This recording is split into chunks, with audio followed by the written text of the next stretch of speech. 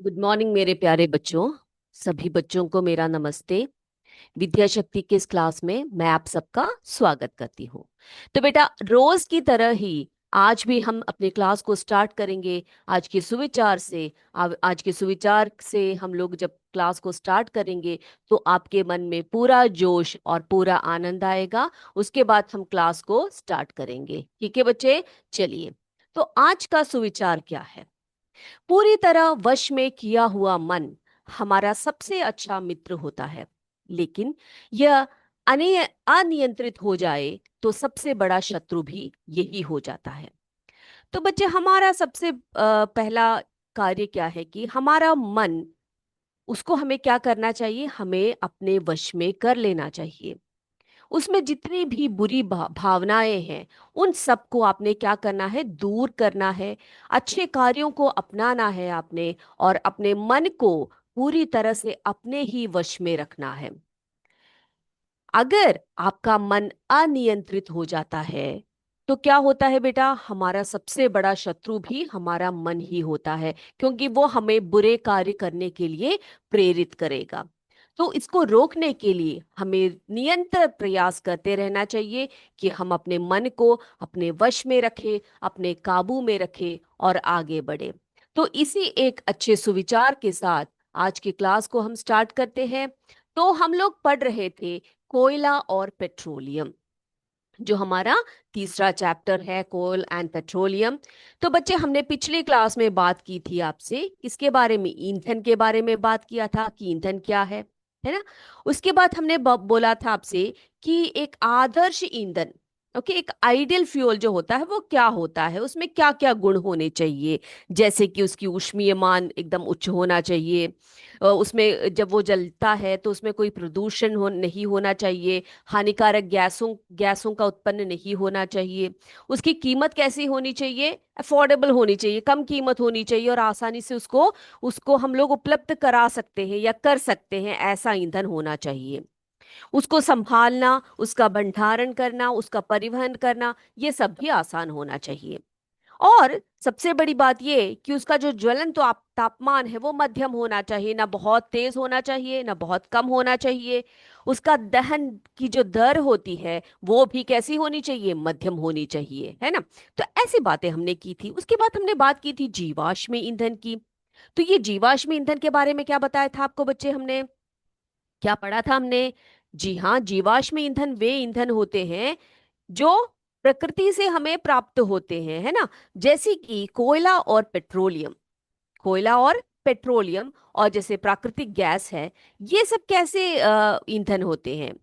ये खत्म होने वाले, है ना, अनवीकरणीय ऊर्जा के स्रोत हैं। तो ये कैसे बने हैं? जी हाँ, जीवित जीवों के मृत अवशेषों से ये बना हुआ है। बहुत सालों तक जो मृत अवशिष्ट भूमि में यानी कि मृदा में पड़े हुए थे, उनका अपघटन हो होकर कोयला, पेट्रोलियम, प्राकृतिक गैस का निर्माण हुआ है। इसीलिए उन्हें हम जीवाश्म ईंधन भी कहते हैं। साथ साथ में वे कैसे ईंधन है, कैसे ईंधन के स्रोत है बेटा? किस प्रकार के ऊर्जा के स्रोत है? अनवीकरणीय ऊर्जा के स्रोत है। ओके। अच्छा बच्चे, अब हम बात करेंगे सबसे पहले कोयले की। कोयले की बात करते हैं, जिसे हम अंग्रेजी में कोल कहते हैं। क्या कहते हैं इसको? कोल कहते हैं। तो ये जो कोल है, जो एक जीवाश्म ईंधन है, इसका निर्माण कैसे हुआ भूमि में, इसके बारे में हम पढ़ेंगे। तो देखते हैं कोयले की जो है एक कहानी देख लेते हैं कि कोयले का निर्माण जो है वो किस प्रकार से हुआ। चले देखें हम लोग, चलिए बच्चे। तो देखते हैं कोयले की कहानी, स्टोरी ऑफ कोल। तो आज से लगभग 300 मिलियन वर्ष पूर्व पृथ्वी पर निचले जलीय क्षेत्रों में, बेटा भूमि में क्या थे? बहुत ज्यादा पानी था, और क्या थे? घने वन थे। बाढ़ जैसी प्राकृतिक प्रक्रमों के कारण वन मृदा के नीचे दब गए। ठीक है, तो ऐसे बहुत बाढ़ आने लगे, ऐसे प्राकृतिक प्रक्रम होने लगे, तो क्या हुआ? भूकंपे आने लगे। तो ऐसे क्या हुआ? बहुत ज्यादा वन जो है वो क्या हो गए? वो मृदा में दब गए, यानी कि मिट्टी में दब गए। और उनके ऊपर अधिक मृदा जम जाने के कारण वे संपीड़ित हो गए, यानी कि कंप्रेस्ड हो गए। ठीक है, नीचे की तरफ को क्या हो गए, बहुत ही ज्यादा कंप्रेस्ड हो गए। और जैसे जैसे वे गहरे होते गए, आपको पता है फिर एक एक बार हर वर्ष या बहुत वर्षों बाद क्या हो जाता है, ये जो अवशिष्ट होते हैं वो नीचे नीचे नीचे की तरफ दब जाते हैं, उनकी गहराई बढ़ जाती है। तो जब नीचे, आपको पता है पृथ्वी के नीचे जब ये भूमि के नीचे तलों तक आ जाते हैं तो भूमि का तापमान जो है वो बढ़ता है, उसका ताप भी बढ़ जाता है। तो उच्च दाब भी होता है वहां पर, हाई प्रेशर भी होता है। तो उच्च दाब और उच्च प्रेशर, यानी कि उच्च दाब और उच्च ताप पर पृथ्वी के भीतर मृत पेड़ पौधे धीरे धीरे धीरे धीरे करके क्या हुए बच्चे, कोयले में परिवर्तित होने लगे। ठीक है, क्या होने लगा, पहले तो वो पीट बना, फिर लिग्नाइट बना, फिर उसके बाद कोल जो आज हमें प्राप्त है वो बने। तो ये पीट लिग्नाइट सब क्या है, ये सब हम आगे बढ़ेंगे इसको। ठीक है, चलिए। तो कोयले में मुख्य रूप से क्या होता है बच्चे, कार्बन होता है, सी है ना, कार्बन होता है। मृत वनस्पति के धीमे प्रक्रम द्वारा कोयले में परिवर्तन जो होता है उसी को हम क्या कहते हैं, कार्बनीकरण कहते हैं। क्या कहते हैं उसको, कार्बनीकरण अथवा कार्बनाइजेशन कहते हैं। क्योंकि ये जो है वनस्पति के अवशेषों से बना हुआ है, अतः कोयले को हम क्या कहते हैं बेटा, जीवाश्म ईंधन कहते हैं। बहुत अच्छी तरह से आपको ये क्लियर हो गया होगा। ये जो कोयला है, कोयला कैसे बना हुआ है, ये मुख्य रूप से कार्बन है ना, इसमें क्या होता है, मुख्य रूप से कार्बन होता है। मृत वनस्पति के धीरे धीरे जो प्रक्रम होता है, प्रोसेस होती है, उससे जो है परिवर्तित होकर कोयले का निर्माण होता है। उसी प्रोसेस को हम क्या कहते हैं, उसी को हम कार्बनीकरण कहते हैं। क्या कहते हैं उसको हम, कार्बनीकरण कहते हैं, है ना। तो ये जो कार्बनीकरण है, ये वो प्रोसेस है जिसके कारण क्या बना, कोयला बना। ये याद रखेंगे आप लोग। ठीक है, चलिए। अब बेटा जो कोयला है, ये जो कोयला है, ये कोयला जो है बहुत प्रकार के होते हैं। आपने देखा है क्या कोयले के प्रकार, या आपने कभी सुना है कोयले के प्रकार के बारे में। ओके, तो एक बार जरा कोयले के स्ट्रक्चर को, यानी कि कोयला क्या होता है, किस किन वस्तुओं से बना होता है, एक और बार उसको डिटेल में देखने के बाद हम जाएंगे कोयले के प्रकार की तरफ। ठीक है, चलिए। तो बच्चे यहां पर आप देख सकते हैं, यहां पे देखिए, जो कोयला है वो गैर नवीकरणीय ऊर्जा के रूप में वर्गीकृत किया गया है। कैसा है वो, गैर नवीकरणीय, यानी कि एक बार आप इसका उपयोग कर लेंगे तो इसका उपयोग आप फिर से ये नहीं होगा, है ना। तो इसको बनने के लिए बहुत साल लगते हैं, लाखों हजारों वर्ष लग जाते हैं। अब यह पृथ्वी की सतह के नीचे गहरी कोयला खदानों में पाई जाती है, वहां से खोद खोद के कोयले को निकाला जाता है। आपने सुना होगा कोयले के खदानों के बारे में, कोयले के खानों के बारे में तो सुना होगा। वहां से कोयले को क्या किया जाता है, खोद के निकाला जाता है। अब कोयला कैसा, क्या क्या वस्तु क्या है, ये कोयला जो है वो कार्बन, हाइड्रोजन और ऑक्सीजन यौगिकों का एक जटिल मिश्रण है। तो केमिकल कॉम्पोजिशन इसका कैसा है बेटा, रासायनिक रूप से ये कैसा है, कैसे बना है ये, कार्बन, हाइड्रोजन और ऑक्सीजन यौगिकों का एक जटिल मिश्रण है ये। ओके। अब कोयला जो है वो क्या है, वो एक ज्वलनशील काली या भूरी काली तलछटी चट्टान है। क्या है, वो एक ज्वलनशील चट्टान है। ज्वलनशील चट्टान है, इसका रंग काला हो सकता है, भूरा हो सकता है। तो ये क्या है बेटा, ये तलछटी चट्टान है जो ज्वलनशील है, जिसमें उच्च मात्रा में कार्बन और हाइड्रोकार्बन होता है। क्या होता है इसमें, उच्च मात्रा में कार्बन और हाइड्रोकार्बन होते हैं। और इसमें नाइट्रोजन, सल्फर और फास्फोरस यौगिक भी मौजूद होते हैं। तो एक तो बात ये आपको बताई कि कार्बन, हाइड्रोजन और ऑक्सीजन के यौगिकों का जटिल मिश्रण है। दूसरी बात ये आपको बताई कि ये एक ऐसी तलछटी चट्टान है जो ज्वलनशील है, जो जिसमें बहुत अधिक मात्रा में कार्बन होती है। ये हाइड्रोकार्बन होते हैं, कार्बन और हाइड्रोकार्बन होते हैं। और इसमें नाइट्रोजन, सल्फर और फास्फोरस के यौगिक यौगिक भी मौजूद होते हैं। इज दिस क्लियर, ये बिल्कुल क्लियर हो गया ना, स्पष्ट हो गया ना, कोयले के बारे में, कोल के बारे में ये स्पष्ट हो गया बच्चे आप सबको। चलिए, अब हम देखते हैं अगला। ओके। अब बेटा, अब हमने बात की थी कोयले के प्रकार के बारे में। क्या बात की हमने? कोयले के प्रकार के बारे में, यानी कि कोयला जो है वो एक प्रकार का नहीं होता, वो कई प्रकार के होते हैं। तो ये बेसिकली कितने प्रकार के होते हैं? कोयले के प्रकार देखेंगे हम लोग। कोयले के प्रकार, टाइप्स ऑफ कोल। देखिए, कोयले के प्रकार कौन कौन से हैं, चलिए देख के आते हैं।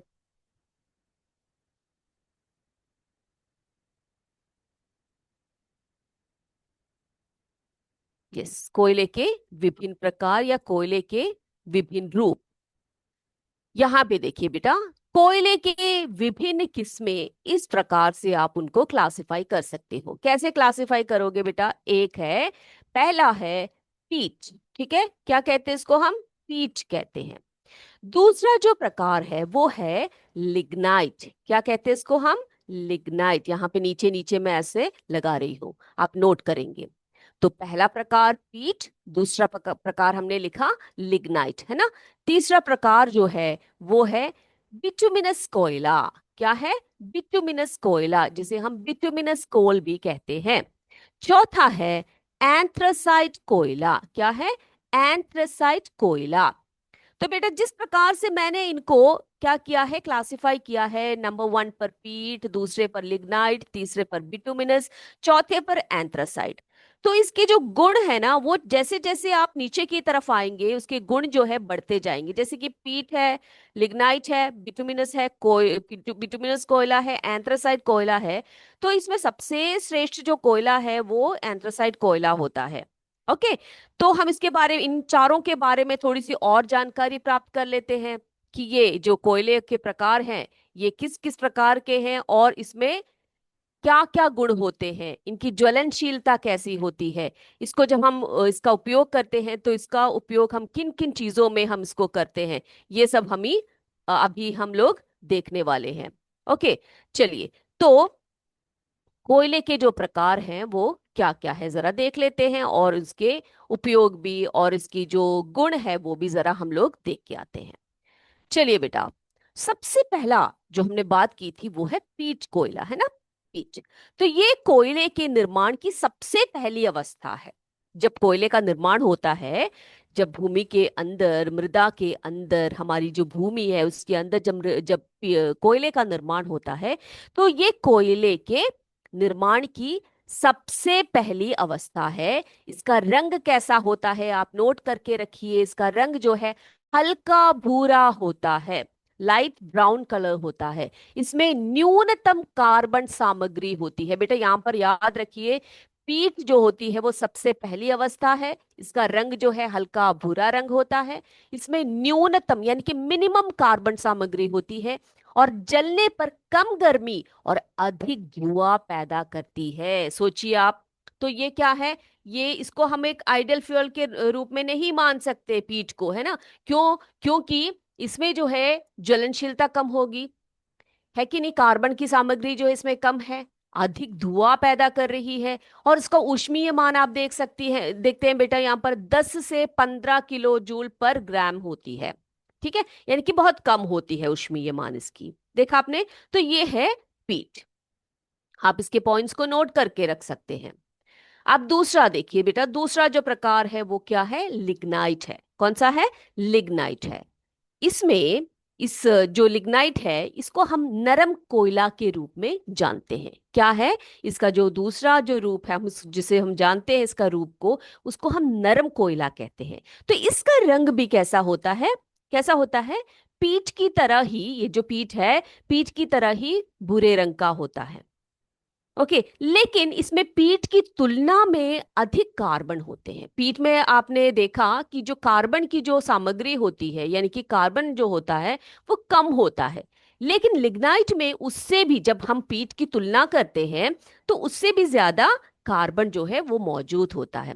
और इसका ऊष्मीय मान आप देख सकते हैं 15 से 20 किलो जूल पर ग्राम होती है। यहां पर आप देख सकते हैं पीठ में 10 से 15 किलो जूल है पर ग्राम है। तो यहां पर आप देखिए इसका ऊष्मीय मान जो है 15 से 20 किलो जूल जो है पर ग्राम होती है। तो आपको पता लग रहा है कि जो ऊष्मीय मान है वो किसमें ज्यादा है कंपैरेटिवली, जो लिग्नाइट है उस कोयले में है। इसको नरम कोयला कहा जाता है, इसका रंग भी भूरा होता है, लेकिन पीट की तुलना में अधिक कार्बन इसमें पाया जाता है। अब अगला देखिए आप, अगला है बिटुमिनस कोयला। कौन सा है? बिटुमिनस कोयला। ये सामान्य घरेलू कोयला का, यानी कि जो हम लोग घरों में साधारण रूप से जो घरों में जो लोग कोयले का उपयोग करते हैं, वो लोग जो यूज करते हैं, उस कोयले को हम बिटुमिनस कोयला कहते हैं। इसको हम सामान्य घरेलू कोयला कहते हैं। सबसे प्रचुर मात्रा में जो है इसमें ये उपलब्ध होती है बिटुमिनस। और इसका रंग देखो बेटा कैसा होता है, सघन काला होता है, यानी कि काफी डार्क कलर होता है, इसका काला होता है। इसमें सबसे अधिक कार्बन होता है और पीट और लिग्नाइट की तुलना में अधिक गर्मी पैदा करती है ये। तो इसका ऊष्मीय मान भी ज्यादा होगा, है ना। इसका ऊष्मीय मान आप नोट करिए, यहाँ पे देखिए 30 से 35, यानी कि 30 से 35 किलो जूल पर ग्राम होती है। देखा आपने, तो लिग्नाइट और पीट की तुलना में सबसे ज्यादा जो है कार्बन किसमें होती है बच्चे? किसमें होती है? जो है बिटुमिनस में होती है ना। इसको हम क्या कहते हैं? सामान्य घरेलू कोयला कहते हैं। अब आते हैं हम चौथे प्रकार की तरफ, यानी कि हमारी जो फोर्थ कैटेगरी है कोयले की, वो कौन सी है? एंथ्रासाइड कोयला है। ये सबसे कठोर कोयला है, यानी कि बहुत ही हार्ड है। और इस कोयले में सबसे अधिकतम कार्बन होता है। क्या होता है उसमें? सबसे अधिकतम जो है कार्बन होता है। बहुत कम अस्थिर पदार्थ की उपस्थिति के कारण ये कठिनाई से जलता है। इसीलिए इसका उपयोग हम घरेलू उद्देश्यों से नहीं करते, बल्कि इसका उपयोग हम लोग किसमें करते हैं बेटा? औद्योगिक उद्देश्यों के लिए किया जाता है। कैसे किया जाता है? औद्योगिक, यानी कि इंडस्ट्रियल पर्पस के लिए इसका जो है एंथ्रासाइड कोयले का हम लोग प्रयोग करते हैं। तो एंथ्रासाइड कोयला ये सबसे कठोर कोयला है, इसमें अधिकतम कार्बन होता है। बहुत कम अस्थिर पदार्थ की उपस्थिति के कारण ये क्या होता है? कठिनाई से जलता है। तो इसीलिए हम लोग इसका उपयोग क्या कहाँ नहीं करते? घरों में, यानी कि घरेलू जो उपयोग है उसमें नहीं करते हैं। इसका उपयोग हम लोग कहाँ करते हैं? औद्योगिक उद्देश्यों से, यानी कि इंडस्ट्रियल पर्पस के लिए करते हैं। तो देखा आपने, ये जो चार प्रकार के कोयले हैं, पीट ये निर्माण के जो कोयले निर्माण की सबसे पहली अवस्था वाला है। इसका रंग भी आपने देख लिया, हल्का भूरा रंग होता है, न्यूनतम कार्बन होता है इसमें, अधिक धुआं पैदा करती है जलते समय। इसका जो ऊष्मीय मान है वो 10 से 15 किलो जूल पर ग्राम है। लिग्नाइट के बारे में हमने देख लिया, ये नरम कोयला है, इसका रंग भी भूरा होता है, लेकिन पीट की तुलना में ये अधिक, इसमें का अधिक कार्बन होता है और उसका ऊष्मीय मान जो है 15 से 20 किलो जूल पर ग्राम होता है। बिटुमिनस कोयला देख लिया, जिसे हम कहते हैं सामान्य घरेलू कोयला। ये दोनों जो पीट और लिग्नाइट की अपेक्षा में इसमें अधिक कार्बन होता है और अधिक गर्मी पैदा करती है। इसका ऊष्मीय मान भी आपने देख लिया, 30 से 35 किलो जूल पर ग्राम होती है। और एंथ्रासाइट जो कोयला होता है ये सबसे कठोर कोयला होता है, इसमें अधिकतम कार्बन होता है, लेकिन इसका हम घरेलू उपयोग नहीं कर सकते। इसको ज्यादातर हम औद्योगिक उद्देश्यों के लिए करते हैं और इसका ऊष्मीय मान भी जो है अधिक होता है, 28 से 30 किलो जूल पर ग्राम होता है। तो आई होप ये जो चारों प्रकार है कोयले के, ये आपको एकदम से क्या हो गया होगा बेटा? क्लियर हो गया होगा, है ना। तो हम लोग बात कर रहे थे, किसकी बात कर रहे थे बेटा? कोयले के। अब हम बात करते हैं बेटा, कोयले के प्रकार की तो हमने बात कर ली, अच्छी तरह से याद कर लिया। कार्बनीकरण क्या है ये हमने देख लिया। क्या है कार्बनीकरण? यानी कि बहुत ही समय तक जो कोयले का निर्माण होता है, जो मृत अ, जो पौधे होते हैं उनसे धीरे धीरे कोयले बनने की जो प्रक्रम होती है, जो प्रोसेस होती है, उसी को हम कार्बनीकरण कहते हैं, है ना। और कोयले के प्रकार भी जो है हमने देख लिया, उसमें किस प्रकार से कौन कौन से प्रकार है और उसमें कार्बन की मात्रा कितनी है, उसकी जो ऊष्मीय मान है वो कितना है, ये सब हमने देख लिया। अब हम क्या देखने वाले हैं? अब हम देखेंगे कि ये जो कोयला है, कोयले की जो इसके इसमें एक आसवन प्रक्रिया होती है। ये जो आसवन प्रक्रिया होती है वो क्या चीज होती है और उससे क्या लाभ है, जरा देखें हम लोग कोयले के आसवन के बारे में। चलिए, तो बेटा कोयले में जो है आपको पता है कार्बन, हाइड्रोजन, ऑक्सीजन, नाइट्रोजन और सल्फर जैसे कई तत्व होते हैं। ये आपको बिल्कुल क्लियर है ना। जैसे कि कोयले में क्या बताया था मैंने बेटा, कार्बन भी है, हाइड्रोकार्बन भी है। तो ये सब जो है कोयले के क्या है, कोयले में जो कॉम्पाउंड्स मौजूद होते हैं उसके बारे में हमने बात की थी।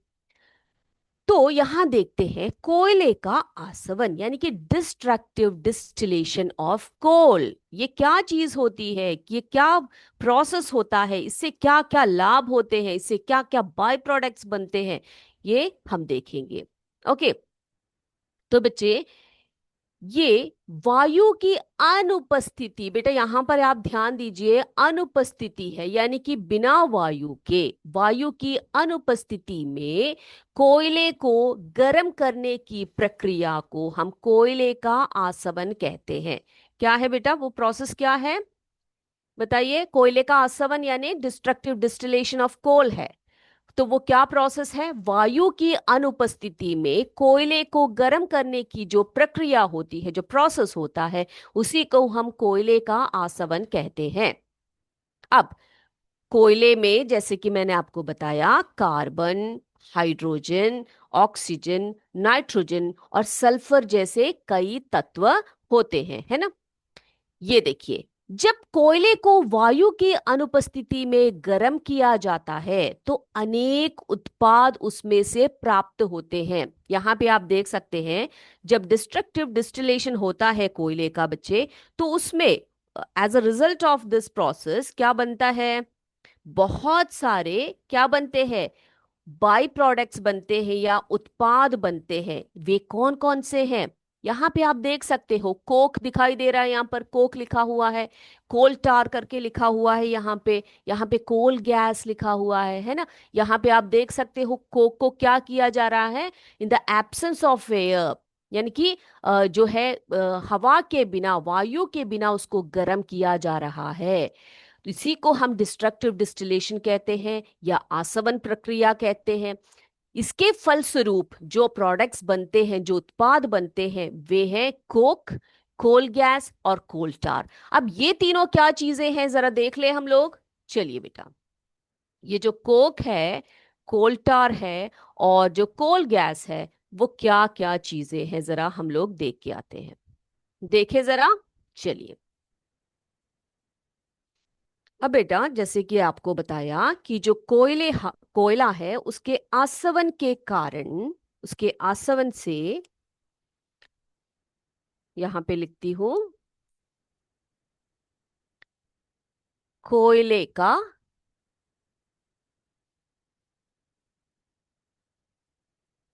कोयले का आसवन। तो कोयले के आसवन के कारण या उसके ये जो प्रोसेस है इसको हम कहते हैं डिस्ट्रक्टिव डिस्टिलेशन, है ना। Destructive distillation of coal. तो इससे क्या बनता है बेटा? तीन प्रोडक्ट्स बनते हैं। ये क्या क्या है जरा देखें हम लोग। देखे, चलिए। ये इससे बनता है Coke, Coke, COKE, Coke. Okay, एक तो कोक बनता है। दूसरा बनता है कोल टार, कोल टार,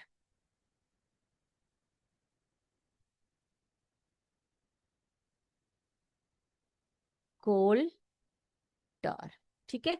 और तीसरा जो बनता है वो है कोल गैस, कोल गैस,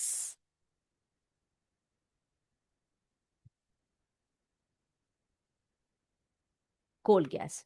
तो इस तरह से तीन प्रकार के उत्पाद जो है हमें प्राप्त होता है कोयले के आसवन से। ओके। अब ये तीन जो प्रकार है ना बच्चे, ये क्या क्या है? ये जो कोक है, ये एक सॉलिड रूप है, ठोस पदार्थ है। क्या है? कोक जो है वो यहां पे मैं लिखती हूं, ये एक ठोस पदार्थ है, सॉलिड। ओके, ये सॉलिड होता है कोक जो होता है। दूसरा जो कोल टार होती है वो एक लिक्विड फॉर्म है, कोयले का एक लिक्विड फॉर्म बनता है जिसे हम क्या कहते हैं, कोल टार कहते हैं। अब अगला है कोल गैस। अब गैस के नाम से तो आपको पता ही लग रहा होगा ये गैस फॉर्म है। तो कोयले के तीन रूपों को हमें मिल जाता है, जैसे कि सॉलिड, लिक्विड और गैस। तो कोक जो है वो क्या है बच्चे, वो कोयले का सॉलिड रूप है यानी कि ठोस रूप है। कोल टार जो है वो कोयले का लिक्विड रूप है, यानी कि जिसे हम कहते हैं द्रव रूप है ना। और कोल गैस जैसे कि आपको नाम से ही दिखाई पड़ रहा है, ये इसका गैसीय रूप है, कोयले का गैसीय रूप है। और ये तीनों हमें कैसे प्राप्त होता है, ये प्राप्त होता है हमें कोयले के आसवन से, कोयले के आसवन से या डिस्ट्रक्टिव डिस्टिलेशन ऑफ कोल से। Is this clear?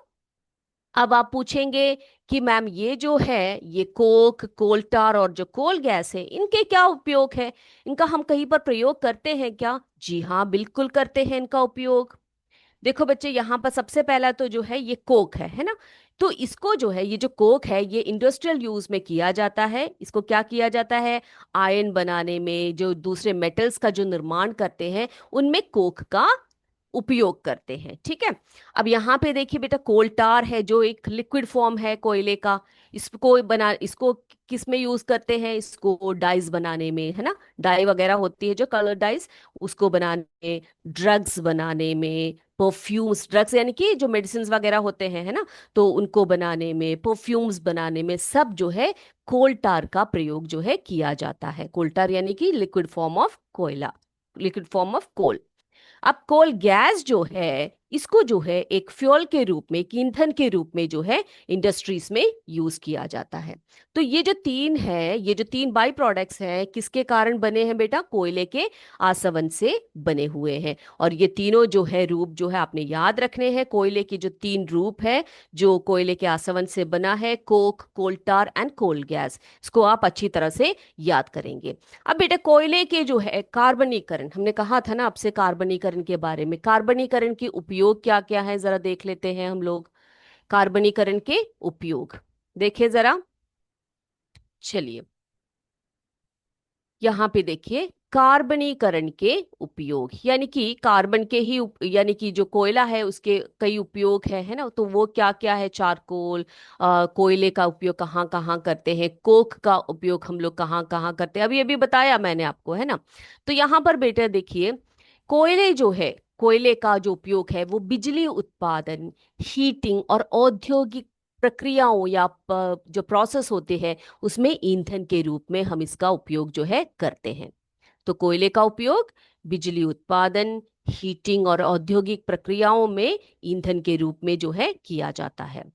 अब चारकोल, ये क्या है, ये चारकोल जो है इसका उपयोग जो है हम खाना पकाने में, हीटिंग के लिए, ईंधन के रूप में, जल शुद्धिकरण के लिए और वायु के निस्पंदन के लिए, इन सभी सक्रिय प्रक्रियाओं के लिए इसको जो है सक्रिय कार्बन के स्रोत, ब्रिटिश में बहुत ज्यादा मात्रा में कार्बन है जैसे मैंने आपको बताया, तो उसके रूप में हम इसका उपयोग करते हैं। और जो है कोक का जो उपयोग है उसको, जैसे मैंने आपको बताया, कोक का उपयोग हम लोग करते हैं लोहा और इस्पात उत्पादन में, उसके ईंधन के रूप में हम लोग करते हैं, है ना। तो इस प्रकार से हमने ये देख लिया कि कैसे आसवन की प्रक्रिया से जो है विभिन्न प्रकार के कोयले के रूपों का उत्पादन हमें मिलता है, उनके उपयोग क्या क्या है, कार्बनीकरण क्या क्या है ना। कार्बनीकरण क्या है बेटा, कार्बनीकरण वो प्रोसेस है जिससे कि कोयला बनता है ना।